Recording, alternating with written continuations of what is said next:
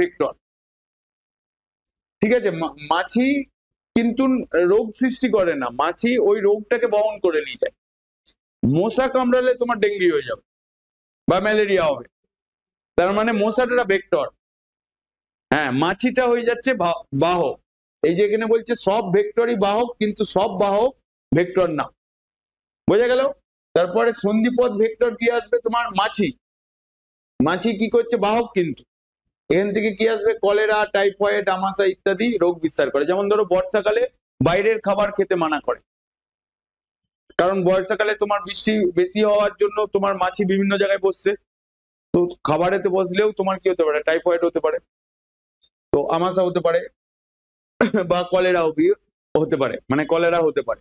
দেখবে এক এক সময় নর্মালি একই দোকানে ধরো তুমি খাচ্ছ, ধরো ফাস্ট ফুড কোনো জিনিস খাচ্ছ, প্রতিদিন খাচ্ছ, তোমার কিছু হচ্ছে না, কিন্তু হঠাৎ করে এমন একদিন খেলে যে তোমার মানে শরীর খারাপ হয়ে, তো গ্যাস হয়ে গেল বা অম্বল হয়ে গেল, কিন্তু তুমি প্রতিদিন খাও কিন্তু তোমার কিছু হয় না। তার মানে ওই যে লাস্ট দিন যেই খাবারটা খেয়েছিল ওই খাবারে কোনো না কিছু গন্ডগোল ছিল, তাই তোমার গ্যাস হয়ে গেল বা অম্বল হয়ে গেল।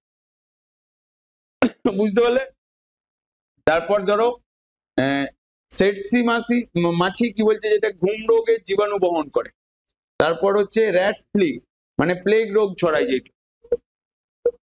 ঘুম রোগ মানে হচ্ছে তোমার শুধু ঘুম পাবে আর কিছু না, মানে তোমার কাজ থাকলেও তুমি সারাক্ষণ ঘুমাতে থাকবে। এরপরে হচ্ছে তোমার এই পর্যন্ত থাক আজকে, মানে সন্ধিপদের ভেক্টর পর্যন্ত এই পর্যন্ত থাক, বাকিটা তোমার নেক্সট ডেতে হবে। ঠিক আছে, মানে এরপরে কি কি রোগ সৃষ্টি, কোন মানে মানবদের কি কি রোগ, যেমন ডায়রিয়া রোগ জীবাণু, মানে তার উপসর্গ কি, যাকে সংক্রমণ পদ্ধতি কি, তার একটা টেবিল করে সবকটা রয়েছে। আইআইটি মানে ইন্ডিয়ান ইনস্টিটিউট অফ টেকনোলজি। এখানে কি বলছি যে তোমার মানবদের কতগুলো গুরুত্বপূর্ণ রোগ ও প্রকৃতি ও রোগের জীবাণু, উপসর্গ ও সংক্রমণ পদ্ধতি। যেমন রোগের নাম ডায়রিয়া, এটার আর একটা কি নাম বলা হচ্ছে? Gastro enteritis. হ্যাঁ, তো এটার প্রকৃতি কি বলছে? এটি অন্ত্রের সংক্রমণজনিত ভাইরাস, ব্যাকটেরিয়া, প্রোটোজোয়া ঘটিত রোগ। মানে তোমাকে এরকম কোশ্চেন জিজ্ঞেস করতে পারে, প্রোটোজোয়া ঘটিত রোগের নাম কি, তখন তোমাকে ডায়রিয়া বলতে হতে পারে, বা ব্যাকটেরিয়া ঘটিত রোগের নাম কি, তখন তোমাকে ডায়রিয়া বলতে হবে। ঠিক আছে, মানে এরকম ভাবে ডাইরেক্টলি জিজ্ঞেস করবে না ডায়রিয়া কি প্রকৃতি, তোমাকে জিজ্ঞেস করবে প্রোটোজোয়া ঘটিত রোগের নাম, একটি রোগের নাম, তখন তোমাকে বলতে হবে ডায়রিয়া। রোগের জীবাণুর নাম কি? এখানে narrow virus, that is the virus. তার ইকোলিও হবে। এখানে যেটা বলা হচ্ছে তোমার ক্যাম্পাইলোব্যাক্টর মানে ব্যাকটেরিয়া, আর জিয়ার্ডিয়া ইনটেনসিল, ঠিক আছে, যেটাকে প্রোটোজোয়া বলা হচ্ছে। আর রোটা ভাইরাস, এটা ভাইরাস, মানে এখানে প্রোটোজোয়াটার নাম কি, এটা ইম্পর্টেন্ট, জিয়ার্ডিয়া ইনটেনসিল বা লিস টিন, মানে এখানে ইংলিশটা লেখা নেই, ইংলিশটা দেখো। আবার ইকোলিও হবে, ঠিক আছে। আবার সাইজেল নামক ব্যাকটেরিয়া, ওটাও হবে। মানে তোমার সব, হ্যাঁ তোমার সব থেকে দেখবে বইয়েতে দেখো জিয়ার্ডিয়া ইনটেস্টিনলিস, যেটাকে প্রোটোজোয়া বলা হচ্ছে, বা ইকোলাই ব্যাকটেরিয়া হবে। মানে এখানে তোমার মেন এই জিয়ার্ডিয়াটাই মনে রাখতে হবে। উপসর্গ কি? অনবরত জলের মতন পাতলা পায়খানা, জ্বর আসা, খিদে হ্রাস পাওয়া, মলদ্বার ও তলপেট অঞ্চলে ব্যথা, আর বমি বমি ভাব, মানে বমি সাহারা ভাব হয়। জলের অনবরত জলের মতন পাতলা পায়খানা, তাই এর সঙ্গে জ্বর আসবে, খিদে আসবে, মানে খিদে হ্রাস পাবে, মানে খিদে থাকবে না। তারপর বলছে পদ্ধতি, সংক্রমণ পদ্ধতি, সংক্রমিত খাদ্য বা পানীয়, মানে জলবাহিত রোগ এইটা। আর বাচ্চারা নোংরা ঘেটে সেই হাত মুখে দিলে রোগ সংক্রমণ ঘটে। মানে কিভাবে এই রোগটা হয়, মানে তুমি সংক্রমিত খাদ্য বা পানীয় গ্রহণ করলে এই রোগটা হয়। এরপরে এটা দেখো, এরপরে ডায়রিয়াটা গেল, তোমার ম্যালেরিয়া আসছে। প্রকৃতি কি? অ্যানাফিলিস মস্কিবাহিত, মানে এখানে তোমার স্ত্রী মশাবাহিত। ঠিক আছে, মানে অ্যানাফিলিস মস্কুইটো যেটাকে আমরা বা এর হচ্ছে তোমার প্রকৃতি কি, প্রোটোজোয়া গঠিত সংক্রমণ। আর এখানে ভাইরাসের জীবাণুটার নাম কি, প্লাজমোডিয়াম ভাইভ্যাক্স, যেটাকে আমরা কি বলি, প্লাজমোডিয়াম ভাইভ্যাক্স, যেটাকে বিনাইন টার্সিয়ান ম্যালেরিয়া। ঠিক আছে, আর একটা প্লাজমোডিয়াম ফেলসিপেরাম, যেটাকে ম্যালিগেনেট বলা হয়, এটাও প্রোটোজোয়া গঠিত। ঠিক আছে, একটা হচ্ছে তোমার প্লাজমোডিয়াম ভাইভক্স আর একটা প্লাজমোডিয়াম ফেলসিপেরাম। ওকে, হ্যাঁ ওটাও হবে, প্লাজমোডিয়াম ম্যালেরিয়া হবে। এবার উপসর্গ কি, নির্দিষ্ট সময় অন্তর কাঁপুনি দিয়ে তীব্র জ্বর, ঘাম দিয়ে জ্বর ছেড়ে যাওয়া, হৃদস্পন্দন ও শ্বাস প্রশ্বাসের গতি বৃদ্ধি পাওয়া, মাথা ব্যথা ও বমি বমি ভাব হওয়া, আর পিলার আকার বৃদ্ধি পায়, মানে বৃদ্ধি পায়। এবার এখানে সংক্রমণ পদ্ধতি কি বলছে, স্ত্রী অ্যানাফিলিস মশা ভেক্টর রূপে জীবাণুটি বহন করে, এই মশিকা দংশনে জীবাণু সুস্থ দেহে প্রবেশ করে। তার মানে মশার মধ্যে সব মশা কামড়ালে তোমার যে ম্যালেরিয়া হবে এরকম ব্যাপার নাই, যদি স্ত্রী অ্যানাফিলিস মশা কামড়ায় তবেই তোমার ম্যালেরিয়া হবে, নালে হবে না। বুঝতে পারলে, মানে কোনটা মনে রাখতে হবে, স্ত্রী অ্যানাফিলিস মশা ভেক্টর রূপে জীবাণুটিকে বহন করে। মানে তোমাকে কেউ যদি বলে যে ম্যালেরিয়া কোন মশার কারণে হয়, তখন তোমাকে বলতে হবে স্ত্রী অ্যানোফিলিস মশা। ওকে, তারপরে নেক্সট রোগের নাম হচ্ছে তোমার ডিপথেরিয়া। এর প্রকৃতি কি, এটি শ্বাসতন্ত্রের ব্যাকটেরিয়া গঠিত সংক্রমণ রোগ।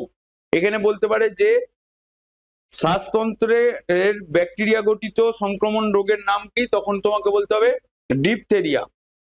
এটার মানে যে রোগ জীবাণুর নামটা কি, এটাকে বলা হয় তোমার ক্যারিনি ব্যাকটেরিয়াম ডিপথেরিয়া।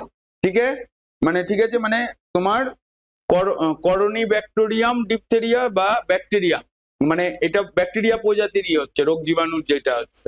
উপসর্গ কি, স্বল্প জ্বর, খিদে, খাদ্য গিলতে ও শ্বাস প্রশ্বাসে অসুবিধা, মানে তুমি গলা এরকম ঘিরতে পারবে না। ঠিক আছে, সেটার রোগটার নাম কি, ডিপথেরিয়া। এটা কিভাবে মানে সংক্রমণ পদ্ধতি, সংক্রমিত ব্যক্তির হাঁচি বা কাশির মাধ্যমে ছড়িয়ে পড়া, মানে বায়ুবাহিত রোগ। তার মানে জলবাহিত রোগ কি দাঁড়ালো, তোমার ডায়রিয়া। ঠিক আছে, আর বায়ুবাহিত রোগের নাম কি দাঁড়ালো, ডিপথেরিয়া।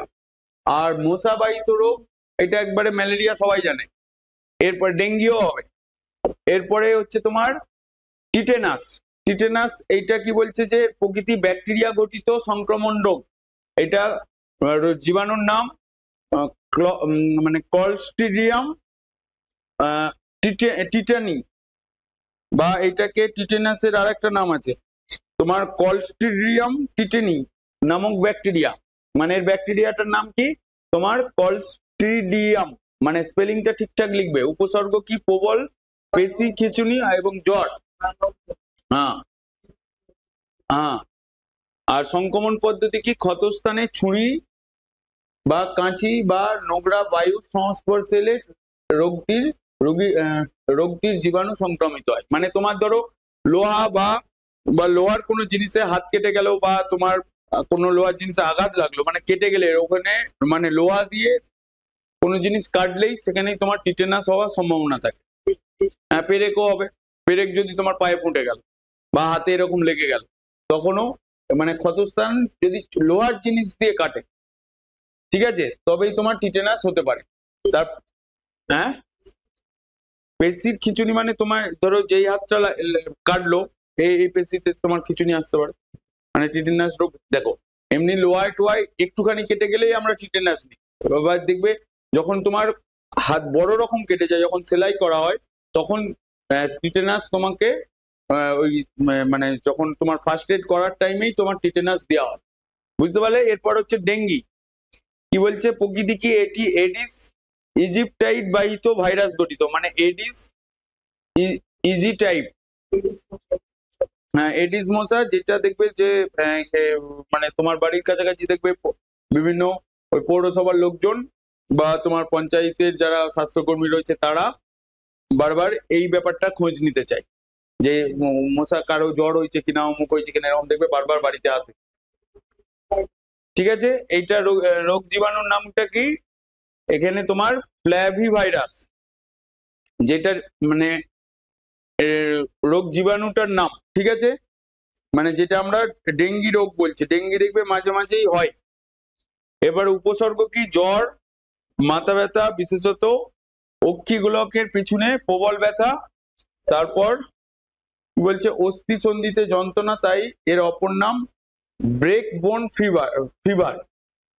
ঠিক আছে, ব্যাকবোন ফিভার বা হচ্ছে তোমার অস্থি সন্ধির যন্ত্রণা, মানে হাড়ে হাড়ে যন্ত্রণা। ঠিক আছে, হচ্ছে স্ত্রী এডিস মশাকি রোগটির বাহক, রোগান্ত ব্যক্তির রক্ত পান করে পরে সুস্থ ব্যক্তিকে দংশন করলে এই ভাইরাসটি সংক্রমিত হয়, মানে রক্তবাহিত রোগ। কি বলছে? স্ত্রী এডিস মশা বা মশকি রোগটির বাহক, রোগাক্রান্ত ব্যক্তির রক্ত পান করে, মানে যার ডেঙ্গি হয়েছে তার রক্ত যদি, মানে ওই মশাটা আবার যদি কামড়ায়, ওই রক্তটা পরের সুস্থ ব্যক্তিকে কামড়ালে তবেই এই রোগটা সংক্রমিত হয়। মানে ডেঙ্গি হওয়া মানে দেখবে আশপাশে কারো না কারো ডেঙ্গি হয়েছে, বুঝতে পারলে? মানে এটা মশা দ্বারাই ছড়াবে। তারপরে কি বলছে তোমার এখানে? যক্ষা বা টিবি বা টিউবার কিউলোসিস প্রকৃতি কি বলছে? এটি ফুসফুসের ব্যাকটেরিয়া ভাইরাস গঠিত সংক্রমণ রোগ। এটার হচ্ছে তোমার জীবাণুর নাম কি? Mycobacterium tuberculosis. পুরো স্পেলিংটা ঠিক করে লিখবে, মাইক্রোব্যাকটেরিয়াম টিউবার কিউলোসিস। উপসর্গ কি? একটানা কাশি ও কাশির সঙ্গে রক্ত ছিটে, মানে কাশতে কাশতে তোমার রক্ত বেরোতে আরম্ভ করবে। তারপর জ্বর, ওজন হ্রাস। সংক্রমণ পদ্ধতি, এটাও ছোঁয়াচে রোগ, আক্রান্ত ব্যক্তির কাশির সঙ্গে বায়ুবাহিত হয়ে সুস্থ ব্যক্তিতে সংক্রমিত হয়। মানে ধরো কারো যক্ষা হয়েছে, সে যদি, যক্ষাটা কি করে হয়? তোমার বিভিন্ন কারণে হয়, একটা দুটো কারণ না। ঠিক আছে, এই যে এখানে কি বলছে? আক্রান্ত ব্যক্তি, কারো হয়তো হয়েছে, সে হয়তো বলছে না, সে হয়তো কাশছে। দেখবে তোমাদের মানে ধরো বাসে ট্রেনে কেউ যদি সবসময় কি বলা হয়? মুখে হাত দিয়ে কাশতে বলা হয়, মানে দেখবে, বা রুমাল দিয়ে কাশতে বলা হয়। কারণ কি? কারো শরীরে, বা তোমার হয়নি হয়তো, ধরো তোমার পাশে কেউ একজন রয়েছে, তার মানে যক্ষার উপসর্গ আছে, বা যক্ষা হয়তো হয়েছে, সে বুঝতে পারে, বা সে ওষুধ টষুধ কিছু খায়নি, হয়তো একদিন বা দুদিন হয়েছে, জ্বর টর আছে, কাশছে, হতে পারে তার যক্ষা হতে পারে। মানে একটা কারণে যে যক্ষা হবে এরকম ব্যাপার না, অনেকগুলো কারণ থাকে। এবার ওই সংক্রমিত ব্যক্তিটি যদি তোমার হচ্ছে কি বলে? সুস্থ কাশে, সেই কাশিটাই যদি তোমার সুস্থ ব্যক্তির মধ্যে আসে তবেই সংক্রমিত হবে। মানে সংক্রমিত আক্রান্ত ব্যক্তির কাশির সঙ্গে বায়ুবাহিত হয়ে সুস্থ ব্যক্তি সংক্রমিত হয়। সেই জন্য কাশির সময় সবসময় রুমাল দিয়ে কাশতে বলা হয়, বা যদি কাশি আসে, হাঁচি আসে। তারপর হচ্ছে তোমার হেপাটাইটিস এ, মানে এর প্রকৃতি কি? এটি যকৃতের ভাইরাস গঠিত সংক্রমণ রোগ। এটা হেপাটাইটিস ভাইরাস, যেটাকে হেপাটাইটিস এ ভাইরাস, মানে HAV বলা হচ্ছে। এর উপসর্গ কি? বমি ভাব ও খিদে হ্রাস। জন্ডিস, যেটা মানে জন্ডিস হবে, মানে তখন তাহলে হেপাটাইটিস এ হওয়ার চান্স রয়েছে। এরপরে কি বলছে? যে সংক্রমিত, কিভাবে সংক্রমণ হয়? সংক্রমিত পানীয় জল ও খাদ্যের মাধ্যমে রোগটি সংক্রমিত হয়। নেক্সট কি আসছে? হেপাটাইটিস বি আসছে। এটি যকৃতের ভাইরাস গঠিত জীবনহানিকর সংক্রমণ রোগ, যেটাকে হেপাটাইটিস বি, মানে দেখবে হেপাটাইটিস এ হলে, যেটাকে জন্ডিসের, মানে জন্ডিস হওয়া মানে ওখানে হেপাটাইটিস এ ভাইরাস অ্যাটাচ আছে। দেখবে জন্ডিস হলে অনেকে সুস্থ হয়ে যায়, আবার অনেকে মরেও যায়। ঠিক আছে, কিন্তু হেপাটাইটিস বি যেটা, যেখানে বমি ও এর উপসর্গ, এখানেও জন্ডিস, কিন্তু জন্ডিসের দুটো ভাগ এর মধ্যে আছে, একটা হেপাটাইটিস এ আর একটা হেপাটাইটিস বি।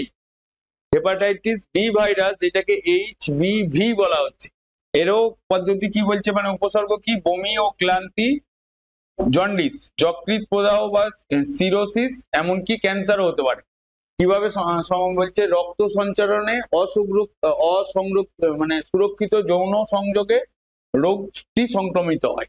ঠিক আছে, এরপরে কি বলছে এইডস, যেটাকে অ্যাকোয়ার্ড ইমিউনো ডেফিসিয়েন্সি সিনড্রোম বলা হয়। এইডস এর ফুল ফর্ম পরীক্ষায় জিজ্ঞেস করতে পারে। হ্যাঁ, এ বলছে এটি ভাইরাস গঠিত সংক্রমক এবং জীবনহানিকর রোগ। এর মানে জীবাণুটার নাম কি? হিউম্যান ইমিউনো ডেফিসিয়েন্সি ভাইরাস, যেটাকে HIV ভাইরাস বলা হচ্ছে। ঠিক আছে, এর উপসর্গ কি বলছে? দ্রুত ওজন হ্রাস ও অস্বাভাবিক ক্লান্তি, ডায়রিয়া, নিউমোনিয়া, যন্ত্রণাদায়ক মৃত্যু। ঠিক আছে, এবার এটা কিভাবে সংক্রমিত হয় বলছে? রক্ত সঞ্চারণে অসুরক্ষিত যৌন সংযোগে মায়ের থেকে ভ্রূণস্থ শিশুতে সঞ্চারিত হয়। ঠিক আছে, এটার সংক্রমণ এইভাবে হয়। এরপরে আসছে তোমার ধৌতকরণ। ঠিক আছে, এটাও হ্যাঁ, এই পার্টগুলো খুব সোজা। বলছে ধৌতকরণ বলতে বোঝায় যে আমাদের হাত পায়ে বা জামা কাপড় যেসব রোগ জীবাণু লেগে থাকে তার জীবাণুনাশক, সাবান, ডিটারজেন্ট ইত্যাদি দিয়ে ধুয়ে দেহকে পরিষ্কার রাখা, মানে বেসিক্যালি স্নান করা, যেটাকে মানে ধরো সাবান দিয়ে বা মানে রেগুলার স্নান করতে, এই কারণেই বলা হয়। ঠিক আছে, ধৌতকরণ বলতে বোঝায় যে আমাদের হাতে পায়ে জামা কাপড়ে যেসব রোগ জীবাণু লেগে থাকে তা জীবাণুনাশক, সাবান, ডিটারজেন্ট ইত্যাদি দিয়ে ধুয়ে দেহকে পরিষ্কার রাখা এবং রোগ জীবাণু মুক্ত রাখার উপায়কে বলা হয় ধৌতকরণ। ধৌতকরণের সুবিধা: সংক্রমণ রোগ থেকে মুক্তি, মানে ধৌতকরণ বিভিন্ন সংক্রমণ রোগ থেকে আমাদের রক্ষা করা। যেমন সঠিক সময়ে নিয়ম মেনে হাত ধুলে ডায়রিয়া সংক্রমণ প্রায় 50% কমে যায়। মানে খাওয়ার আগে সবসময় কি বলা হয়? কি হাত ধুতে বলা হয়। মানে তুমি ধরো বাইরে থেকে ঘুরে এসে হাতটা না ধুলে খেতে আরম্ভ করে দিলে, বা রাস্তায় যখন তুমি কোনো খাবার খাচ্ছ তুমি যদি হাত না ধো সেখান থেকে তোমার ডায়রিয়া হওয়ার চান্স থাকে। সেই জন্য কি বলছে? তুমি যদি হাতটা ধুয়ে মানে নিয়ম মেনে হাত ধুলে ডায়রিয়া সংক্রমণের প্রায় 50% কমে যায়। তারপর কি বলছে? ইনফ্লুয়েঞ্জা সংক্রমণ 20% হ্রাস পায়। যেমন কলেরা, আমাশা প্রভৃতি রোগগুলি অনেক কম ছড়িয়ে পড়ে। তারপর শিশু মৃত্যু হ্রাস: বিভিন্ন সমীক্ষায় দেখা গেছে যে উপযুক্ত ধৌতকরণ বিধি পালন করলে রোগ সংক্রমণজনিত শিশু মৃত্যুর সংখ্যা হ্রাস পায়। তারপর হচ্ছে ময়লা থেকে মুক্তি, মানে পরিবেশের তেল, ধুলো, ময়লা থেকে মুক্তি সাধারণ স্বাস্থ্যবিধির একটি জরুরি অংশ। এর ফলে চোখ ও ত্বকের সংক্রমণ, অ্যালার্জি এড়ানো সম্ভব হয়। মানে দেখবে সেই কারণে প্রতিদিন তোমাদের কি বলা হয়? স্নান করতে বলা হয়, সে শীতকালই হোক, বর্ষাকালই হোক আর গ্রীষ্মকালই হোক।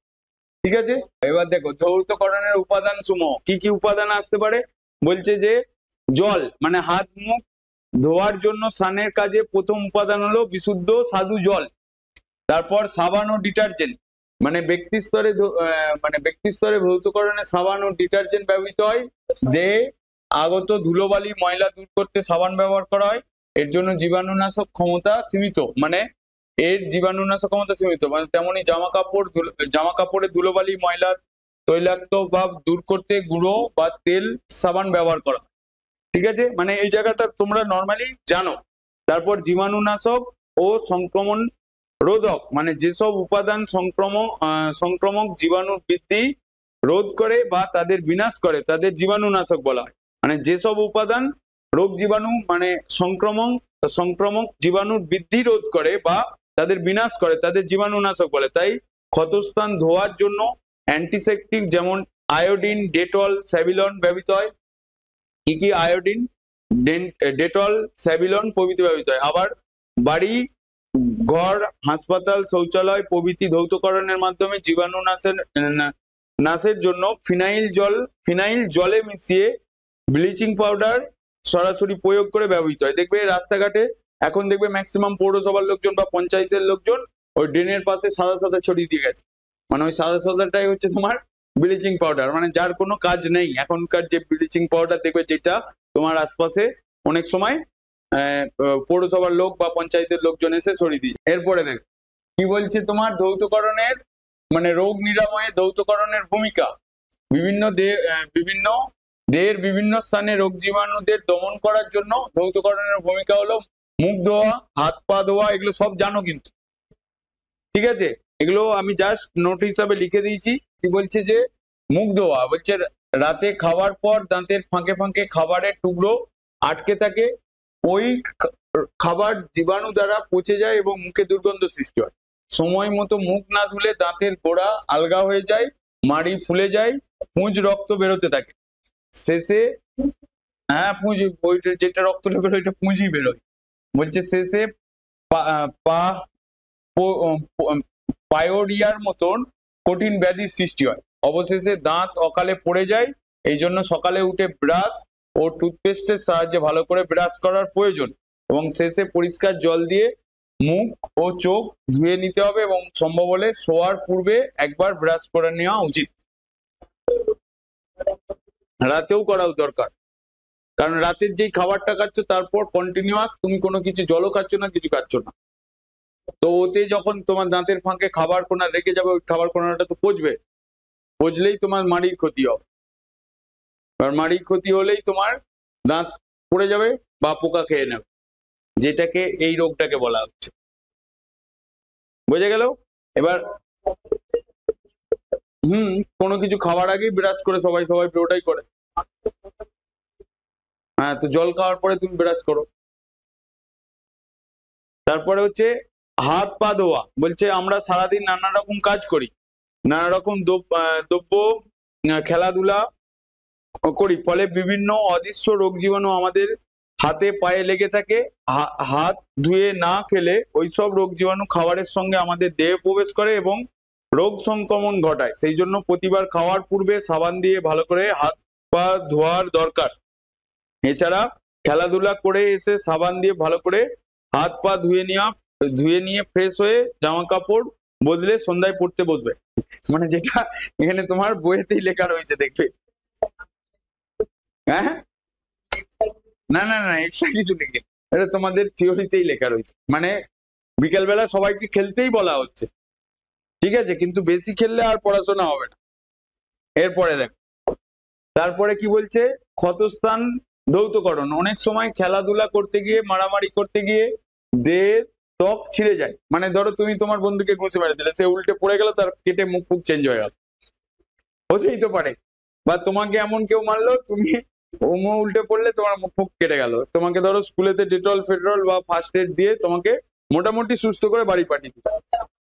কিন্তু কিন্তু এখন তোমার যদি কিছু হয়ে যায়, দেখবে মানে দুটো ফ্যামিলির মধ্যে মারপিট লেগে গেছে, তাই তো। মানে তোমাকে কেউ যদি মারে, তোমার বাবা মা যাবে, যাকে মানে যে তোমাকে মেরেছে তার বাবা মা আসবে, এবার তাদের দুজনের মধ্যে দেখবে মারপিট লেগে গেছে। তুমি দেখছো যে তুমি আর বন্ধু দেখে থ হয়ে যাবে। এখন এর যা গার্জেনদের যা পরিস্থিতি, এখানে দেখো। তাই কি বলছে যে এখানে কোথায় গেল, বলছে এসব ক্ষেত্রে তাৎক্ষণিক জীবাণুনাশক বা অ্যান্টিসেপটিক ওষুধ দিয়ে পরিষ্কার করে ব্যান্ডেজ না করলে ওই ক্ষতস্থান দিয়ে রোগ জীবাণু প্রবেশ করে এবং ক্ষতস্থানকে বিষিয়ে দেয়। বলছে তাই ক্ষতস্থানে কি স্যাভিলন, ডেটল বা বিউটাডিন স্প্রিট দিয়ে পরিষ্কার করে নিতে হয়। এরপরে কোনো অ্যান্টিবায়োটিক মলম লাগিয়ে গজ বসিয়ে ব্যান্ডেজ দিয়ে বেঁধে দিতে হবে। এই হচ্ছে তোমার ক্ষতস্থানের ব্যাপারটা গেল। এরপরে কি আসছে, স্নান করার ব্যাপারটা। স্নান করলে কেবল দেহ পরিষ্কার হয় তাই নয়, দেহ শীতল ও নির্মল থাকে এবং সারা শরীর সাবান দিয়ে পরিষ্কার জলে ধুয়ে নিতে হবে। তাহলে নানা রকমের চর্মরোগ, চুলকানি, খোস, ফোঁড়া ইত্যাদি হাত থেকে রক্ষা পাওয়া যাবে। এবং শীতকালে উষ্ণ জলে এবং সূর্যালোকের উপস্থিতিতে স্নান করার স্বাস্থ্য পক্ষে ভালো, কারণ সূর্যালোকের মাধ্যমে ত্বকে ভিটামিন ডি সংশ্লেষিত হয় এবং যা মানুষের জীবনী শক্তিতে বৃদ্ধি করে এবং নানা প্রকারের রোগ প্রতিরোধ করে। এরপরে দেখো, পোশাক পরিচ্ছদ ও ধৌতকরণ। বলছে আমাদের ব্যবহৃত পোশাকে নানা রকমের জীবাণু লেগে থাকে। তাছাড়া ঘামে পোশাক ভিজে এবং দুর্গন্ধ হয়, তার থেকে ত্বকে ছত্রাক জন্মায়, বিশেষ করে দাঁত, হাজা প্রভৃতি রোগ সৃষ্টি হয়। এই জন্য প্রতিদিন পরিহিত জামা কাপড় ডিটারজেন্ট দিয়ে ভালো করে ধুয়ে ফেলা দরকার, তাহলে ছোঁয়াচে রোগ আক্রমণ থেকে কমে যাবে। দেখো, এই দুটো কাজ অনেক ইম্পর্টেন্ট। এই যে ধরো তুমি রেগুলার যদি স্নান করো, তাহলে তোমার কি হবে, তোমার মাথাও ঠান্ডা থাকবে, দেহ শীতলতা। এখানে কি বলছিলাম যে মানব কল্যাণে জীবাণুদের কয়েকটি উল্লেখযোগ্য ভূমিকা। ফার্স্ট হচ্ছে খাদ্য সামগ্রিক উৎপাদনে, যেমন দই, পনির, মাখন, ঘোল, কেফির ইত্যাদি উৎপাদনের জন্য বিভিন্ন ব্যাকটেরিয়ার কাজে লাগানো। যেমন দই, পনির উৎপাদনে তোমার কি দেওয়া হয়, দেখবে ওইটার নাম কি, ইস্ট দিলে তো ওইটা, ইস্ট দিলে কি দই হয়? হ্যাঁ, দই হওয়ার জন্য তোমার অ্যাসিড দিতে হয়, যে কোনো টক জাতীয় কোনো জিনিস দিতে হয়। হ্যাঁ, লেবু দিলেও হবে, তেঁতুল দিলেও হবে। ঠিক আছে, এবার হচ্ছে মদ শিল্পে, মানে বিভিন্ন ফলের রস বা খেজুরের রস ইত্যাদি গেঁজে এখানে ইস্ট দিতে হয়। এই যে ধরো মদ্য শিল্পে বলছে যে বিভিন্ন ফলের রস, এখানে তোমাকে ইস্ট দিতে হয়, তবেই সেটা অ্যালকোহলে কনভার্ট হবে। এই প্রসেসটার নাম হচ্ছে তোমার ফার্মিটেশন। ঠিক আছে, মানে ফলের রস বা খেজুরের রস বা আখের রস, ওখানে তুমি যদি ইস্ট দাও তাহলে সেটা গেঁজে গিয়ে তোমার গেঁজানোর জন্য জীবাণুদের ব্যবহার করা হয়, সেটা এখানে গেঁজানোর জন্য ইস্ট দেওয়া হয়। ঠিক আছে, দিলে তাহলে অ্যালকোহলে কনভার্ট হয়ে যাবে। ওইটাকে পচাতে হবে, ওইটা ইস্ট দিলে তবেই পচবে। তুমি যদি বাড়িতে বিভিন্ন রকম ফল আঙুর খেজুর যা কিছু আছে একটা কাঁচের বোতলে ভরবে, ইস্ট দিয়ে তুমি 3 মাস 4 মাস 6 মাস রেখে দাও, দেখবে টোটালটা একদম ক্লিন হয়ে গেছে। ওষুধ উৎপাদনে যেমন নানা রকমের অ্যান্টিবায়োটিক, যেমন স্টেপটোমাইসিন, নিওমাইসিন, এথ্রিওমাইসিন, ক্লোরোফেনিকল উৎপাদনের জন্য নানা জীবাণুদের ব্যবহার করা হয়। ঠিক আছে, মানে এটা কৃত্রিম, মানে অ্যান্টিবায়োটিক তৈরিতে এখানে তোমার নানা জীবাণুদের ব্যবহার করা হয়। তারপর হচ্ছে ভ্যাকসিন উৎপাদনে, যেমন যক্ষা, কলেরা, প্লেগ, টিটেনাস ইত্যাদি ভ্যাকসিন তৈরিতে মৃত বা জীবিত জীবাণুদের ব্যবহার করা হয়। তারপর হচ্ছে তোমার ভিটামিন উৎপাদনে vitamin B2, vitamin 12, vitamin C উৎপাদনের জন্য বিশেষ কয়েকটি ব্যাকটেরিয়ার ব্যবহার করা হয়। তার মানে এতগুলো মানব কল্যাণে জীবাণুদের উল্লেখযোগ্য ব্যবহার রয়েছে, মানে ভূমিকা রয়েছে। এর পরের পয়েন্ট কি বলছে, তোমার পেস্ট কি, যে সকল জীব অর্থনৈতিক ক্ষতি সাধন করে এবং মানুষের সুখ স্বাচ্ছন্দ্যতে ব্যাঘাত ঘটায় এবং তাদের পেস্ট বলে, যেমন মাজরা পোকা, ইঁদুর ইত্যাদি। মানে যারা মানে শুধুই আমাদের ক্ষতি করে, যেমন মাজরা পোকা ধান গাছেতে হয়, ইঁদুরও তো কোন রকম কিছু কাজ নেই, আমাদের ক্ষতি করে দিয়ে চলে। তার মানে এদিকে কি বলছে, যে সকল জীব অর্থনৈতিক ক্ষতি সাধন করে, শুধু ক্ষতি সাধন করলে হবে না, অর্থনৈতিক ক্ষতি সাধন। ইঁদুর ধরো তোমার বাড়িতে চাল ডাল যা রয়েছে সব খেয়ে পালাচ্ছে, ঠিক আছে, তো ক্ষতি সাধন করে এবং মানুষের সুখ স্বাচ্ছন্দ্যের ব্যাঘাত ঘটায়, তাদের পেস্ট বলে, যেমন মাজরা পোকা, ইঁদুর ইত্যাদি।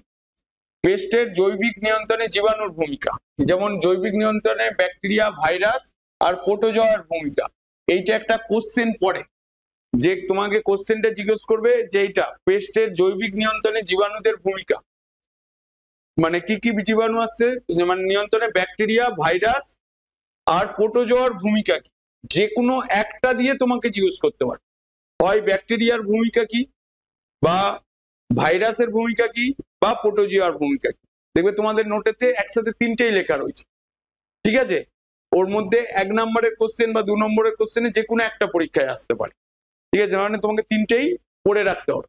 তো ফার্স্ট হচ্ছে ব্যাকটেরিয়ার ভূমিকা, বলছে ক্ষতিকর পতঙ্গ পেস্ট দমনে সবচেয়ে উল্লেখযোগ্য ব্যাকটেরিয়া হলো ব্যাসিলাস থুরিনজেনেসিস, জিএনসিস। হ্যাঁ, এটি রেণু উৎপাদনের সময় যে প্রোটিন ক্লাস নাম হচ্ছে তোমার ডেল্টা এন্ডোটক্সিন বা ক্রাইপ্রোটিন তৈরি করে যা মদ, বিটল, মশা জাতীয় পতঙ্গদের ধ্বংস করে। মূলত সর্ষে, বাঁধাকপি, ফুলকপি, বিভিন্ন ফলের গাছের পতঙ্গ দমনে এই ব্যাকটেরিয়া ব্যবহৃত হয়। তার মানে এইটা লাইন দিয়ে তোমাকে এমসিকিউ কোশ্চেন জিজ্ঞেস করতে পারে। হ্যাঁ, বিসিত হচ্ছে এটা, মানে এই যে ব্যাসিলাস থুরিনজেনেসিস রেণু উৎপাদনের সময় যে প্রোটিন ক্লাস নাম হচ্ছে ডেল্টা এন্ডোটক্সিন বা ক্রাইপ্রোটিন তৈরি করে তা মদ, বিটল, মশা জাতীয় পতঙ্গদের ধ্বংস করে এবং মূলত সর্ষে, বাঁধাকপি, ফুলকপি, বিভিন্ন ফলের গাছের পতঙ্গ দমনে এই ব্যাকটেরিয়া বলে। তার মানে তোমাকে যদি কোশ্চেনে দেয় ফুলকপি বা বাঁধাকপি গাছের পতঙ্গ দমনে কোন ব্যাকটেরিয়া ব্যবহার করা হয়, সেই ব্যাকটেরিয়াটার নাম হচ্ছে তোমার এটা ব্যাসিলাস থুরিনজেনেসিস। এগুলো হয়তো তোমাদের বইয়েতেও আছে দেখবে, কারণ এইভাবেই এমসিকিউ কোশ্চেনে জিজ্ঞেস করবে। যে এমসিকিউ কোশ্চেনটা তুমি ধরো চট করে বলতে পারবে না। তারপর বলছে যে জাপানি গুবরে পোকা, গুবরে পোকা ম্যাপল, গোলাপ, জিনিয়া, আঙুর গাছের প্রভৃতি ক্ষতি করে। যেমন এরও হচ্ছে তোমার ব্যাসিলাস পোপিলি আর ব্যাসিলাস লিনটম লিনটিম লিমটিনফাস প্রয়োগে জাপানি গুবরে পোকাকে দমন করা হয়। ঠিক আছে, তো এই ব্যাকটেরিয়াগুলোর নাম তোমাকে মনে রাখতে হবে, তোমাদের নোটের মধ্যে ঠিকঠাক লেখা রয়েছে দেখবে। তার মানে এটা ব্যাকটেরিয়ার ভূমিকা গেল পেস্ট দমনে। তারপরে হচ্ছে তোমার ভাইরাসের ভূমিকা কি? ভাইরাস পতঙ্গের দেহে ঢুকে খুব দ্রুত প্রজনন করে এবং তার মৃত্যু ঘটায়। যেমন নিউক্লিয়ার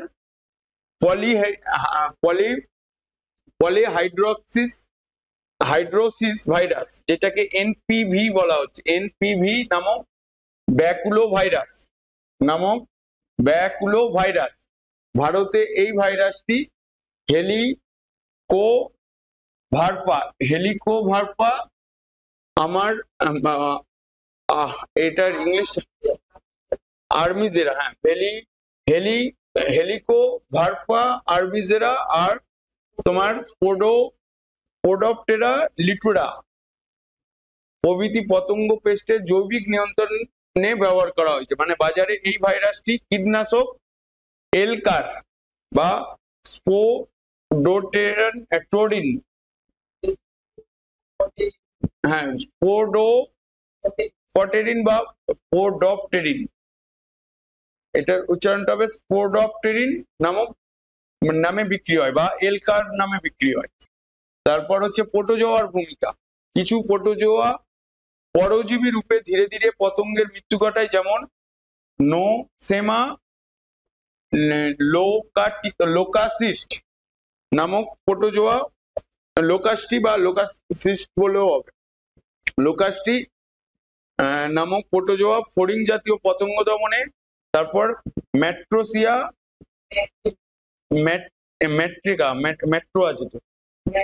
ম্যাট্রেসিয়া ট্রোগোডার্মি নামক প্রোটোজোয়া, যেটা গুদাম জাতীয় পেস্ট দমনে ব্যবহৃত হয়। তারপর হচ্ছে জৈবিক নিয়ন্ত্রণ কাকে বলে?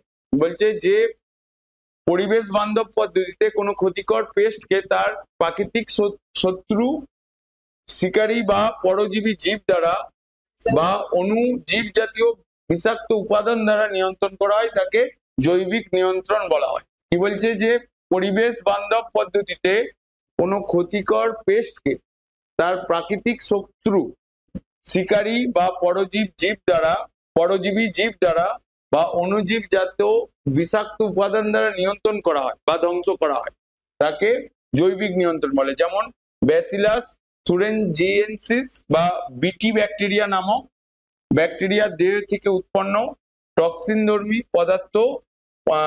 বস্তুগুলি ফসলের পক্ষে ক্ষতিকারক পতঙ্গের অন্ত্রে ক্ষত সৃষ্টি করে, তাদের ধ্বংস করে। এবার জৈবিক নিয়ন্ত্রণের সুবিধা কি? জৈবিক নিয়ন্ত্রণের সুবিধাগুলো হচ্ছে যেমন পরিবেশ বান্ধব, জীবজ নিয়ন্ত্রণে কোনো প্রকার পরিবেশ দূষণ ঘটে না।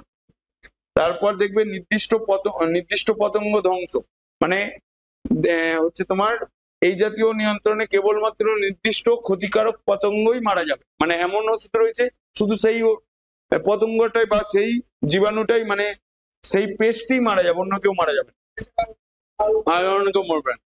বলছে নির্দিষ্ট পতঙ্গ ধ্বংস মানে এই জাতীয় নিয়ন্ত্রণে কেবলমাত্র নির্দিষ্ট ক্ষতিকর পতঙ্গই মারার ব্যবস্থা করা হয়। এই ধরনের নিয়ন্ত্রণ ব্যবস্থায় উপকারী অণুজীবীদের মৃত্যু ঘটে না, ফলে জীব বৈচিত্র্য সুরক্ষিত থাকে। মানে সবাই মারা যাবে না, স্পেসিফিক ওই পেস্টটাই মারা যাবে।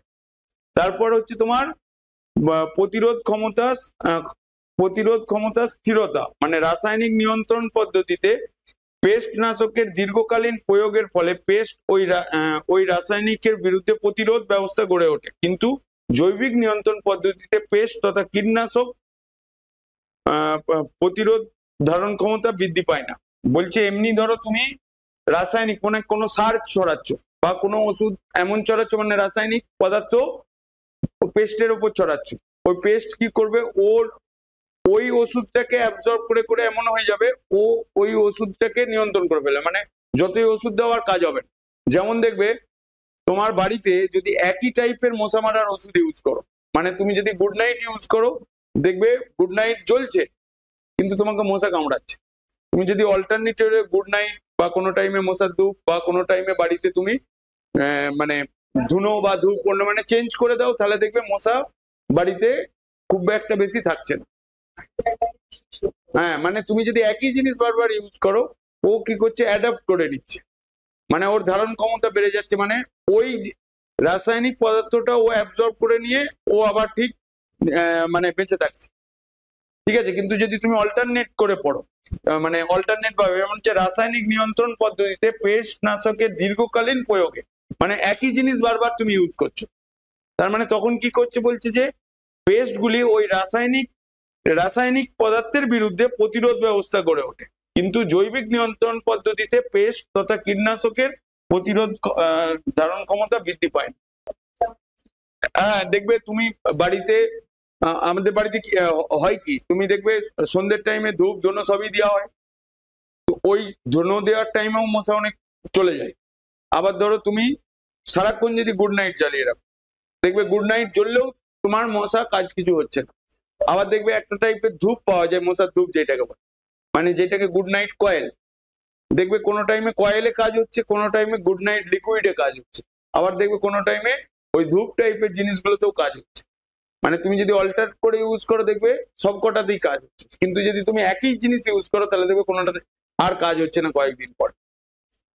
মানে এটা দেখবে তুমি, আমি আমার মানে 7 দিন অল্টার করে বা 2 দিন 3 দিন অল্টার করে দেখো, দেখবে কাজ হবে। দেখবে মানে অল টাইম চেঞ্জ করে করে দেখো, মানে তা না হলে ওই মশাগুলো কি করবে, কি ওই গুড নাইট থেকে যে রাসায়নিক পদার্থটা বেরোচ্ছে, সেই পদার্থটা কি করছে, সে অ্যাবজর্ব করে নিতে পারছে, মানে ওর আর ওই রাসায়নিক পদার্থতে ওর কিছু হচ্ছে না, ও নিজের মধ্যে ডেভেলপ হয়ে যাচ্ছে, ধারণ ক্ষমতা বেড়ে যাচ্ছে। এবার দেখো স্বল্প প্রয়োগ, বলছে জীবজ নিয়ন্ত্রক একবার প্রয়োগ করে উপকারী অণুজীব ও পতঙ্গগুলি নিজেরাই বংশবৃদ্ধি করে শস্য ক্ষেত্রে ছড়িয়ে পড়ে, ফলে বারবার এদের প্রয়োগ করার প্রয়োজন হয় না। মানে জীবজ নিয়ন্ত্রকে কি হয়, কি তুমি একবার প্রয়োগ করলেই উপকারী অণুজীব এবং পতঙ্গগুলি কি হয়ে যায়, কি নিজেরাই বংশবৃদ্ধি করে, মানে যেটা যার একদম স্পেসিফিক যেটা কাজ হচ্ছে, মানে যেই পেস্টের যেই রাসায়নিক মানে জৈবজ নিয়ন্ত্রণে, তারপরে যেগুলো নির্দিষ্ট থেকে যাচ্ছে, মানে যারা উপকারী, তার সেই অণুজীবগুলো বা পতঙ্গগুলো কি হচ্ছে, বংশবৃদ্ধি করে শস্য ক্ষেত্রে ছড়িয়ে পড়ে, ফলে বারবার এদের প্রয়োগ করার প্রয়োজন হয়। ঠিক আছে, এবার স্বল্প খরচ, মানে জৈবিক নিয়ন্ত্রণের খরচ তুলনামূলকভাবে রাসায়নিক কীটনাশক অপেক্ষা অনেক কম। ঠিক আছে, জৈবিক নিয়ন্ত্রণের অসুবিধা, কি অসুবিধা রয়েছে বলছে, উপকারী পতঙ্গের শত্রুতা, মানে অনেক ক্ষেত্রে জীবজ নিয়ন্ত্রণে ব্যবহৃত উপকারী পতঙ্গরা শত্রু পতঙ্গের দ্বারা ধ্বংস করার পরে নিজেরাই অন্য কোনো শস্যের ক্ষতিকারক পতঙ্গে পরিবর্তিত হয়। ঠিক আছে, মানে হ্যাঁ ক্ষতিকারক হয়ে গেল। বলছে অনেক ক্ষেত্রে জীবজ নিয়ন্ত্রণে ব্যবহৃত উপকারী পতঙ্গরা শত্রু পতঙ্গদের ধ্বংস করার পরে নিজেরাই অন্য কোনো শস্যের ক্ষতিকারক পতঙ্গে পরিবর্তিত হয়। মানে ধরো একটা শস্যে সে উপকারী, কিন্তু অপর শস্যে সে ক্ষতিকারক। ঠিক আছে, এটা তোমার মানে উপকারী পতঙ্গের শত্রুতা, এটা অসুবিধা। তারপর হচ্ছে বাস্তুরীতির ভারসাম্য নষ্ট, মানে ইকোলজিক্যাল সিস্টেমে তোমার কি বলছে, কিছু ক্ষেত্রে উপকারী পতঙ্গরা অপকারী পতঙ্গের নিধনের পাশাপাশি নিরীহ পতঙ্গদের হত্যা করে বাস্তুরীতির ভারসাম্য নষ্ট করে। যেমন ধরো তোমার বিভিন্ন সার প্রয়োগে কি হয়, অনেক সময় সাপ, তার সাথে ব্যাঙ বা তার সাথে অনেক কিছু আরো কিছু মারা যায়, মানে শুধু একটাই মারা যায় না, এর ফলে কি হয়, কি ওই এরিয়াতে ওই জিনিসগুলো থাকে। তার মানে বাস্তুতন্ত্রে, মানে বাস্তু সিস্টেমে তোমার কি হয়ে যাবে, মানে ডিসব্যালেন্স হয়ে যাবে। এই যে বলছে কিছু ক্ষেত্রে উপকারী পতঙ্গরা অপকারী পতঙ্গ নিধনের পাশাপাশি নিরীহ পতঙ্গদের হত্যা করে বাস্তুরীতির ভারসাম্য নষ্ট করে, আনব্যালেন্স হয়ে যাচ্ছে। বাস্তুরীতি ইকোলজি এর পরের চ্যাপ্টারে ইকোলজি রয়েছে, ইকোসিস্টেম বা বাস্তুরীতি, যেটা দেখবে নেক্সট চ্যাপ্টার। বলছে জীব প্রজাতির অপ্রতুলতা, মানে নির্দিষ্ট প্রজাতির পেস্ট নিয়ন্ত্রণে উপযুক্ত জীব প্রজাতি সবসময় পাওয়া যায় না। এটা হলো অসুবিধাগুলো হলো। এরপরে কি রয়েছে, এরপরে তোমার অণুজীব সার বা জীব সার বা বায়ো ফার্টিলাইজার, এটা খুব ইম্পর্টেন্ট, এখান থেকে কোশ্চেন হতে পারে। বলছে যেসব অণুজীব মানে ব্যাকটেরিয়া, সায়ানোব্যাকটেরিয়া, ছত্রাক এককভাবে বা সম্মিলিতভাবে জমিতে প্রয়োগ করলে জমির উর্বরতা বৃদ্ধি পায় অথচ শস্যের কোনো ক্ষতি হয় না, তাদের অণুজীব সার বা বায়ো ফার্টিলাইজার বলা হয়। কি বলছে, যেসব অণুজীব যেমন ব্যাকটেরিয়া, সায়ানোব্যাকটেরিয়া, ছত্রাক এককভাবে বা সম্মিলিতভাবে জমিতে প্রয়োগ করলে জমির উর্বরতা বৃদ্ধি পায় অথচ শস্যের কোনো ক্ষতি হয় না, তাদের অণুজীব সার বা বায়ো ফার্টিলাইজার বলা। বলছে অণুজীব সার তিন রকমের, একটা হচ্ছে ব্যাকটেরিয়া, সায়ানোব্যাকটেরিয়া আর ছত্রাক। ব্যাকটেরিয়া কি, ব্যাকটেরিয়ার মধ্যে বলছে অনেক ব্যাকটেরিয়া আছে যারা বায়ুর মুক্ত নাইট্রোজেনকে আবদ্ধ করে মাটিতে নাইট্রোজেনের পরিমাণ বৃদ্ধি করে। এদের মধ্যে কিছু মুক্ত জীবী আবার কিছু মিথজীবীও রয়েছে। ঠিক আছে, কি কি আছে এখানে, ওর মধ্যে বলছে মুক্তজীবী ব্যাকটেরিয়া দ্বারা নাইট্রোজেন সংবর্ধন, যেটাকে অ্যাজোটোব্যাক্টার, কলস্ট্রিডিয়াম, ব্যাসিলাস, পলিমিক্সকা ইত্যাদি ব্যাকটেরিয়া মাটিতে বসবাসকারী স্বাধীনজীবী ব্যাকটেরিয়া। এরা বায়ু থেকে সরাসরি নাইট্রোজেন শোষণ করে মাটিতে আবদ্ধ করে, ফলে মাটির নাইট্রোজেনের পরিমাণ বাড়ে এবং মাটির উর্বরতা বৃদ্ধি পায়। হ্যাঁ, মানে এটা হচ্ছে তোমার মুক্তজীবী ব্যাকটেরিয়া, অ্যাজোটোব্যাক্টর মানে অ্যাজোটোব্যাক্টর, কলস্ট্রিডিয়াম, তারপর ব্যাসিলাস, পলিমিক্সা ইত্যাদি ব্যাকটেরিয়া। মানে তোমার এখানে তিনটে ব্যাকটেরিয়ার নাম বলা হচ্ছে। মানে স্বাধীনভাবে এটা কি করছে, কি ব্যাকটেরিয়া মাটিতে বসবাস করে এবং স্বাধীনজীবী ব্যাকটেরিয়া। ঠিক আছে, এরা বায়ুর থেকে সরাসরি নাইট্রোজেন শোষণ করে মাটিতে আবদ্ধ করে। হ্যাঁ, তাহলে মাটির নাইট্রোজেন বাড়লেই তোমার মাটির উর্বরতা বাড়বে। এবার হচ্ছে মিথজীবী ব্যাকটেরিয়া কর্তৃক নাইট্রোজেন সংবর্ধন, যেমন রাইবোজিয়াম নামক মিথজীবী ব্যাকটেরিয়া, যেটা সিম্বগোত্রীয় উদ্ভিদ মানে মটর, সিম, বরবটি, ধনচে মূলের অর্বুদে বসবাস করে। এরা বায়ু থেকে সরাসরি নাইট্রোজেন শোষণ করে কিছুটা মাটিতে মিশিয়ে দেয়, আবার কিছুটা দেহ সংগঠনের কাজে লাগায়। মানে এই টোটাল বায়ু থেকে যে রাইবোজিয়াম যেই তোমার মিথজীবী ব্যাকটেরিয়া, যেটা সিম্বগোত্রীয় মূলের অর্বুদে বসবাস করে, এরা বায়ু থেকে সরাসরি নাইট্রোজেন শোষণ করে কিছুটা মাটিতে মিশিয়ে দেয় আর কিছুটা কি করে নিজেদের বংশবিস্তার মানে নিজেদের দেহ সংগঠনের কাজে লাগায়। আর স্বাধীনজীবী কি ছিল, যে সরাসরি নাইট্রোজেনকে মানে মাটিতে মানে সরাসরি নাইট্রোজেন শোষণ করে মাটিতে আবদ্ধ করে। এখানে মানে বায়ুর নাইট্রোজেনটা মুক্তজীবীরা নিজেদের কাজে লাগায় না। ঠিক আছে, কিন্তু এই রাইবোজিয়াম কি করে, কি কিছুটা দেহ গঠনে আর কিছুটা মাটিতে ছড়ায়। বলছে গাছগুলি মরে গেলে মাটির সঙ্গে মিশে যায়, তখনই দেহস্থ নাইট্রোজেনের উপাদান মানে প্রোটিন মাটিতে মিশে মাটির নাইট্রোজেনের পরিমাণ বাড়ায়। মানে যতক্ষণ না এই গাছগুলো মরছে, দেখবে এই গাছগুলোর মানে যারা চাষবাস করে বা চাষিরা করে, দেখবে এই গাছের শিকড় গুলোকে কেটে মাটিতেই রেখে দেয়, এগুলোকে খুলে ফেলে না। না, আবার হবে না, না এটা আবার পচে গিয়ে যেখানে কি লাইনটা কি বলছে, গাছগুলো মারা গেলে মাটির সঙ্গে মিশে যায়, তখনই দেহস্থ নাইট্রোজেন উপাদান মানে এই যে রাইবোজিয়াম যে নিজের দেহ গঠনের জন্য নাইট্রোজেনটা ইউজ করেছিল, আবার ওই দেহ প্রোটিন গুলোই প্রোটিন রূপে মাটিতে নাইট্রোজেনের পরিমাণ বৃদ্ধি করতে থাকে।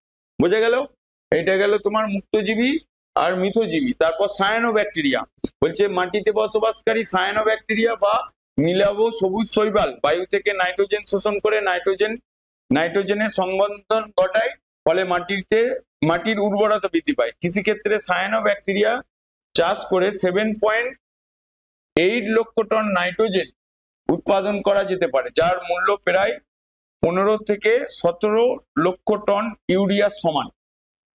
ঠিক আছে, এত টন ইউরিয়ার সমান। তারপর হচ্ছে অ্যানাবিনা, নস্টক,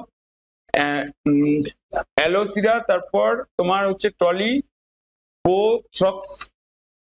ট্রক্সি বা থরিক্স, বা নেক্সট হচ্ছে তোমার সিলিড্রোম স্পারামাম, তারপর স্টিগনোনিমা, প্রভৃতি কতগুলো স্বাধীনজীবী সায়ানোব্যাকটেরিয়া, মানে এগুলো যে সবকটা কি তোমার সায়ানোব্যাকটেরিয়ার নাম।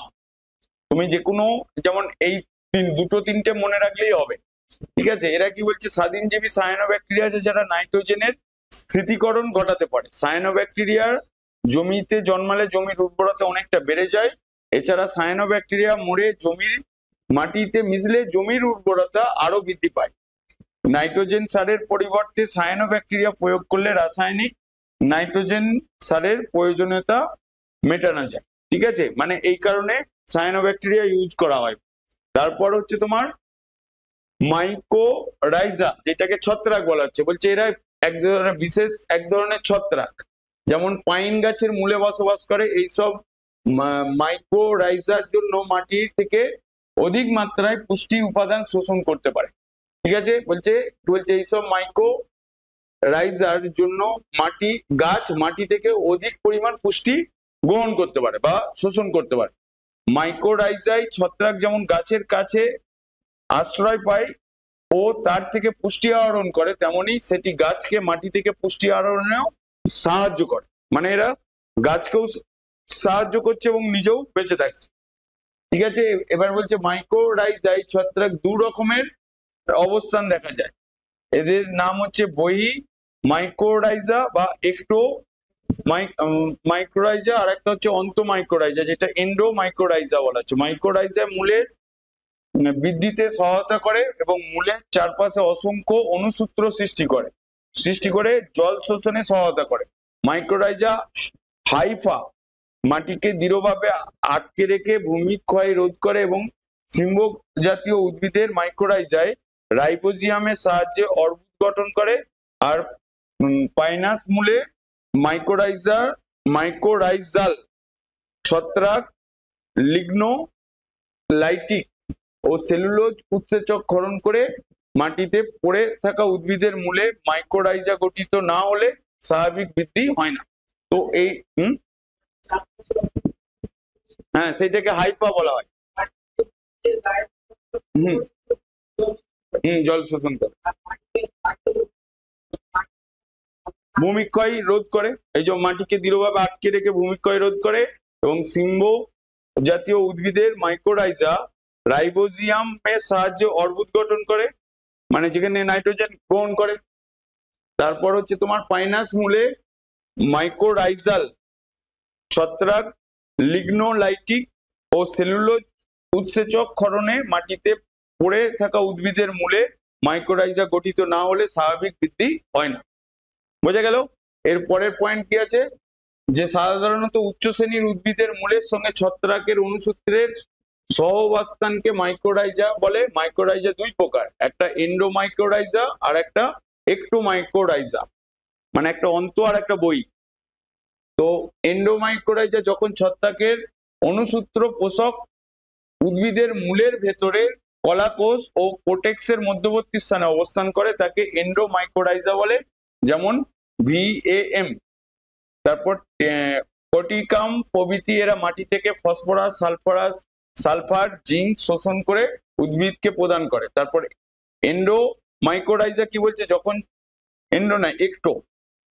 যখন ছত্রাকে অনুসূত্র পোষকের উদ্ভিদের মূলের বাইরে অবস্থান করে, এটা ছিল মূলের ভেতরে আর এটা মূলের বাইরে অবস্থান করে, তখন তাকে একটোমাইক্রোরাইজা বলে, যেমন বোলেটাস।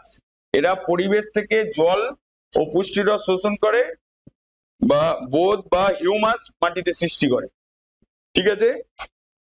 এটা গেল তোমার আর একটা শ্রেণীবিভাগ। এরপরে হচ্ছে জৈবিক নিয়ন্ত্রণে ভাইরাস, ব্যাকটেরিয়া, প্রোটোজোয়ার ভূমিকা।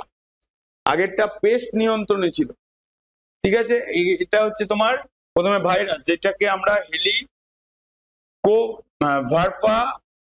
আর্মিগেরা বলছিলাম। পতঙ্গের লার্ভা দমনে ভাইরাসদের ব্যবহার করা হয়, বা গ্রেনুলোসিস ভাইরাস, যেটা স্পোডোপ্টেরা লুটেরা নামক পতঙ্গের লার্ভা দমনে ব্যবহার করা হয়। ব্যাকটেরিয়া কি, ব্যাসিলাস তুরেনজিসিস নামক ব্যাকটেরিয়া, মানে একই জিনিসটাই আবার এখানে ফের রিপিটেড বলা আছে, ঠিক আছে। মানে পেস্টেরটাকে লিখে দিলেও সেটাও চলে যাবে। দেখো এখানে লাইনটা দেখলে বুঝতে পারো, যেমন ব্যাসিলাস তুরেনজিয়েন্সিস নামক ব্যাকটেরিয়া, লেপি ডোফটেরা বা ডিপটেরা বর্গের লার্ভা দমনে, আরশোলা মশা নিয়ন্ত্রণে ব্যবহার করা হয়। তারপর অ্যানোফিলিস মশার লার্ভা দমন করতে বেসিলাস স্ফেরিকাস নামক ব্যাকটেরিয়া ব্যবহার করা হয়। তারপর প্রোটোজোয়া কি বলছে, পেরুজিয়া পাইরিস্টি নামক প্রোটোজোয়া কর্ণবোড়া পতঙ্গের দমনে ব্যবহৃত হয়। তারপর নোসেমা পতঙ্গদের লার্ভা দমনের জন্য টেরা হাইমেনিয়া প্রজাতির প্রোটোজোয়া ব্যবহার করা। এটা গেল। এরপরে কি আছে, আর এই দুটো খুব ইম্পর্টেন্ট, বায়ো ফার্টিলাইজার ব্যবহারের সুবিধা আর অসুবিধা। ঠিক আছে, সুবিধা কি বলছে, খরচ কম, এই সার কম লাগে, এদের উৎপাদনের খরচও কম, তাই দরিদ্র কৃষকরা তা ব্যবহার করতে পারে। হ্যাঁ, কম খরচে এই বায়ো ফার্টিলাইজার ইউজ করা যায়। তারপর হচ্ছে পরিবেশ বান্ধবের প্রকৃতি, বলছে কৃষিক্ষেত্রে জৈব সার ব্যবহার করলে তা পরিবেশের অনেক ক্ষতি, মানে জৈব সার ব্যবহার করে কোনো ক্ষতি করে না, মৃত্তিকা দূষণ বা জল দূষণের সম্ভাবনা থাকে না। কীটনাশক না, বায়ো ফার্টিলাইজার ব্যবহার করলে। এই যেখানে আমরা ওখানে কি বলছি, যে অনুজীব সার যেটাকে বলা হচ্ছে। ঠিক আছে, হ্যাঁ। তারপর হচ্ছে কৃষিক্ষেত্রে জীব সার ব্যবহার করলে তা পরিবেশে কোনো ক্ষতি করে না, মৃত্তিকা দূষণ বা জল দূষণের সম্ভাবনা থাকে না। তারপর দীর্ঘমেয়াদী সুফল, বায়ো ফার্টিলাইজার একবার ব্যবহার করলে অনেকদিন ধরে এর সুফল পাওয়া যায়, ফলে বারবার এর প্রয়োগ করতে হয় না। জমির উর্বরতা বৃদ্ধি ঘটায়। তারপর সরল উৎপাদন পদ্ধতি, মানে জীব সার সহজেই প্রস্তুত করা যায় এবং চাষিরা প্রয়োজনে চৌবাচ্চায় সায়ানোব্যাকটেরিয়া চাষ করতে পারেন, মানে বিভিন্ন রকম ভাবে এটাকে ইউজ করা হয়। তারপরে কি বলছে, নেক্সট পয়েন্ট, বায়ো ফার্টিলাইজারের ব্যবহারের অসুবিধা, ব্যবহারিক প্রতিবন্ধকতা কি বলছে, যে কোনো বায়ো ফার্টিলাইজার কৃষিক্ষেত্রে ব্যবহার করা যায় না, যেমন নস্টক, অ্যানাবিনা প্রভৃতি নীলাভ সবুজ শৈবাল জল ছাড়া বাঁচতে পারে না, তাই শুধুমাত্র জলা জমিতে ধান চাষের ক্ষেত্রে এটি ব্যবহার করা হয়। ঠিক আছে, এটা একটা এমসিকিউ কোশ্চেন। ঠিক আছে, তারপর বিশেষ প্রশিক্ষণ, বায়ো ফার্টিলাইজারের উৎপাদন এবং তার যথাযথ ব্যবহার সম্পর্কে বিশেষ প্রশিক্ষণের প্রয়োজন হয়। তারপর সংরক্ষণের সমস্যা, অণুজীব সারের জীবাণুগুলি অধিক উষ্ণতায় মারা যায়, তাই তাদের নির্দিষ্ট তাপমাত্রার মধ্যে সংরক্ষণ করা যায়, সবসময় এই তাপমাত্রা নিয়ন্ত্রণ করা সম্ভব হয় না।